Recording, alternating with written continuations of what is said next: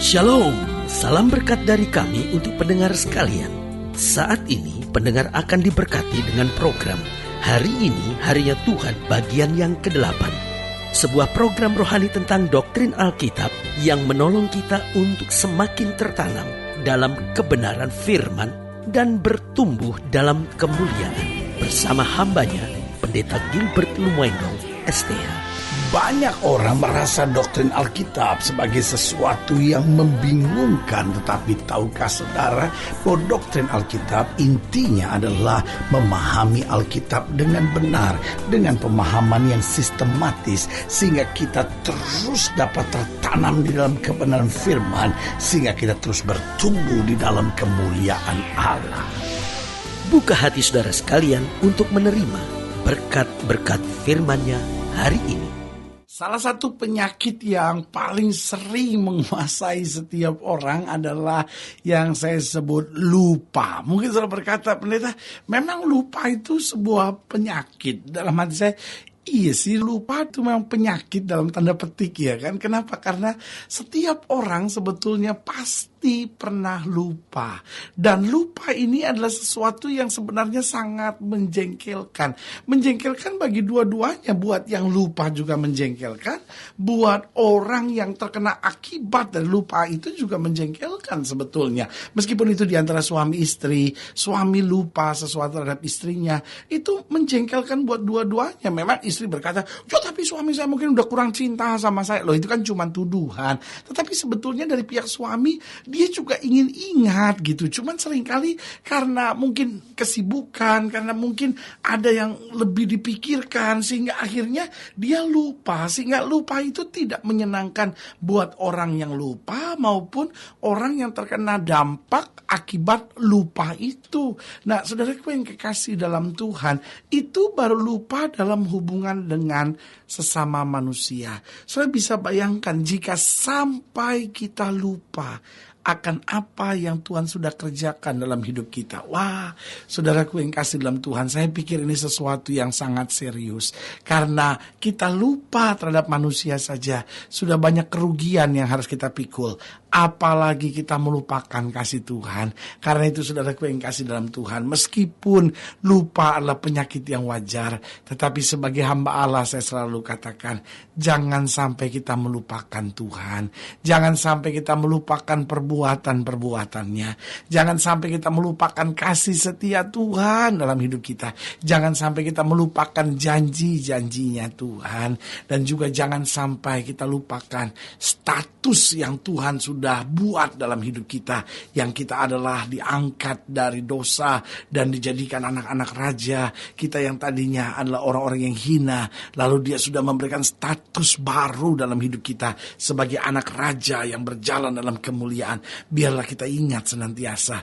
Maka waktu kita mengingat segala sesuatu yang Tuhan sudah kerjakan dalam hidup kita, sudah sepantasnya kita berdiri tegak menghadapi segala perkara dan berjalan dalam kemenangan dan kemuliaan. Haleluya. Selamat datang dalam program kita hari ini harinya Tuhan. Sebuah program rohani yang kembali mengingatkan kepada kita betapa pentingnya kita menjadikan firman Tuhan sebagai dasar keseharian hidup kita. Karena selama kita menjadikan firman Tuhan sebagai dasar keseharian hidup kita, langkah-langkah ke depan kita penuh dengan kepastian, kemenangan, berkat, mujizat, dan perkara-perkara besar. Haleluya. Dan dalam program ini kita sedang belajar tentang melupakan perbuatan Tuhan. Saudaraku yang kasih dalam Tuhan, Tuhan sudah buat banyak dalam hidup kita. Tuhan sudah selamatkan kita, Tuhan sudah ampuni dosa kita, Tuhan sudah menjanjikan sorga buat kita, dan Tuhan sudah menjanjikan penyertaan yang luar biasa. Dia juga sudah berkali-kali tolong kita dari bahaya, berkali-kali dia bela kita di tengah-tengah masa yang sukar. Dan saudaraku yang kasih dalam Tuhan, kalau sampai kita melupakan perbuatan Tuhan, kita bodoh. Karena kalau sampai kita melupakan perbuatan-perbuatan Tuhan dalam hidup kita, sangat mudah untuk setan masuk dan menuduh hidup kita. Sampai akhirnya kita merasa gak layak, kita merasa gak kuat, kita merasa gak mampu, sehingga kita terus berjalan dalam kelemahan, kekhawatiran.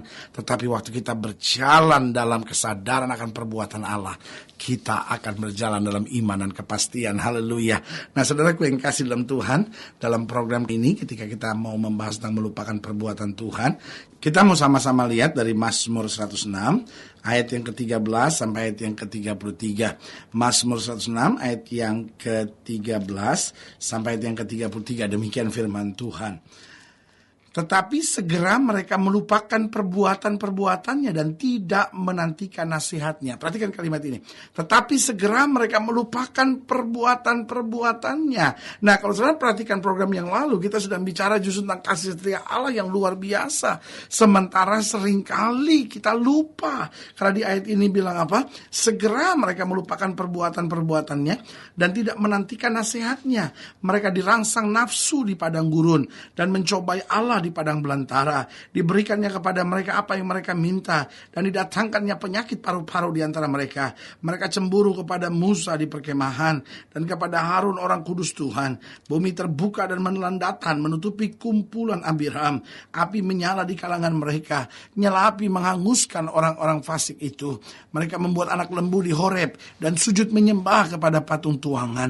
Mereka menukar kemuliaan mereka dengan bangunan sapi jantan yang makan rumput.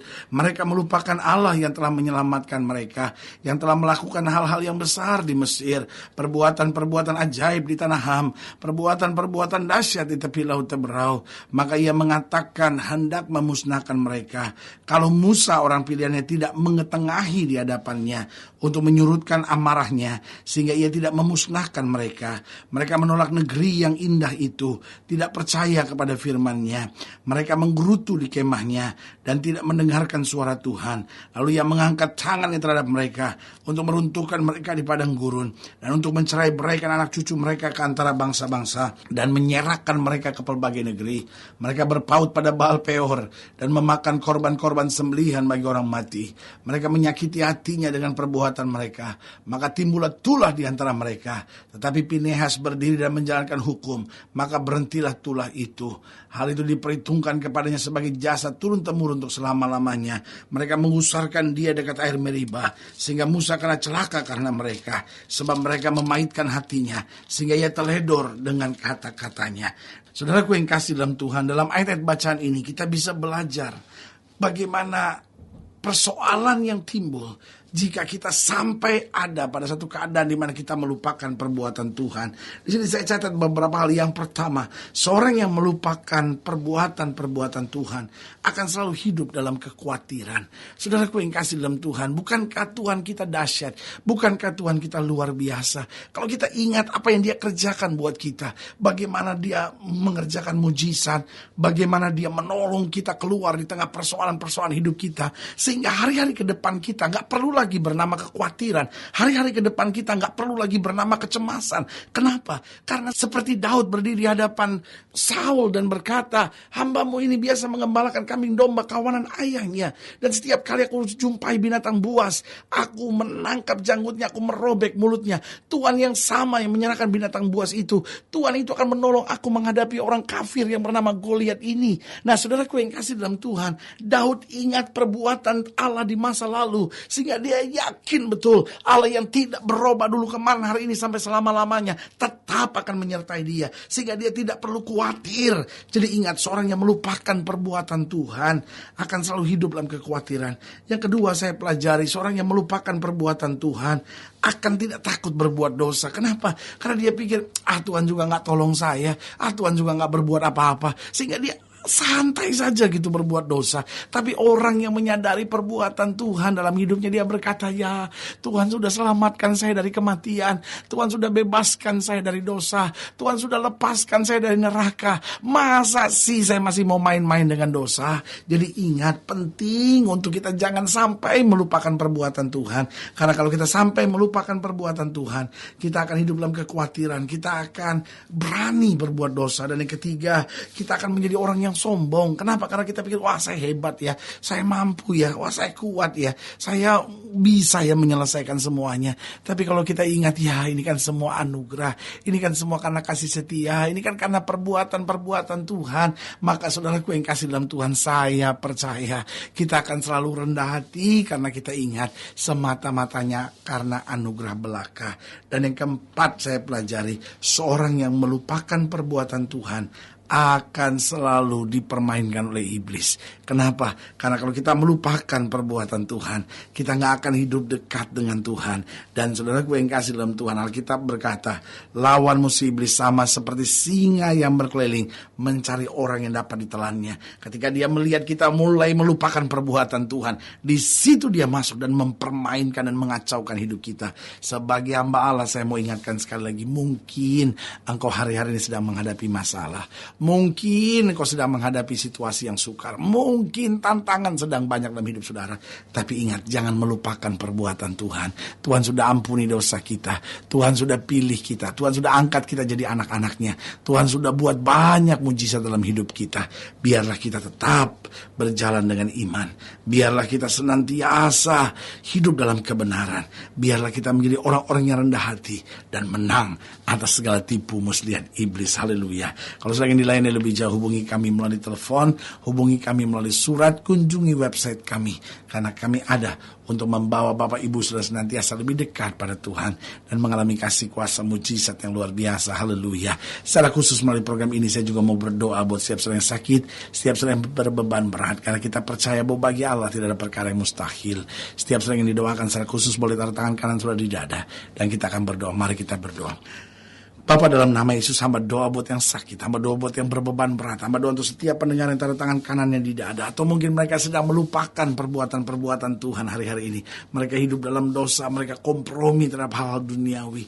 Bapak, hamba berdoa di dalam nama Yesus Tuhan jamah, sehingga kami tidak akan pernah melupakan Tuhan, sehingga kami hidup dengan iman, kami hidup dengan kebenaran, kami hidup dalam kerendahan hati, dan kami menang atas segala tipu muslihat iblis. Hamba juga berdoa buat yang sakit di dalam nama Yesus Tuhan sembuhkan, yang lemah Tuhan kuatkan, yang susah Tuhan hiburkan. Orang-orang muda hamba berdoa sehingga diberkati kehidupannya, rumah tangga dipulihkan dalam nama Yesus. Setiap pedagang, pengusaha, karyawan berjalan terus dalam kemenangan bersama dengan Kristus. Di dalam nama Yesus kami berdoa. Haleluya. Amin. Saudara gue yang kasih dalam Tuhan, kita sudah berdoa. Ingat, Allah tidak pernah lalai menepati janjinya. Inilah saatnya buat kita untuk bangkit bersemangat, bersukacita dalam menghadapi segala perkara. Karena kita tahu Yesus hidup, Yesus berkuasa, dan yang terbaik Dia berikan buat anak-anaknya. Doa saya menyertai saudara sampai berjumpa pada program berikut. Dan jangan lupa, jadikan hari ini harinya Tuhan. Haleluya. Tuhan. Haleluya.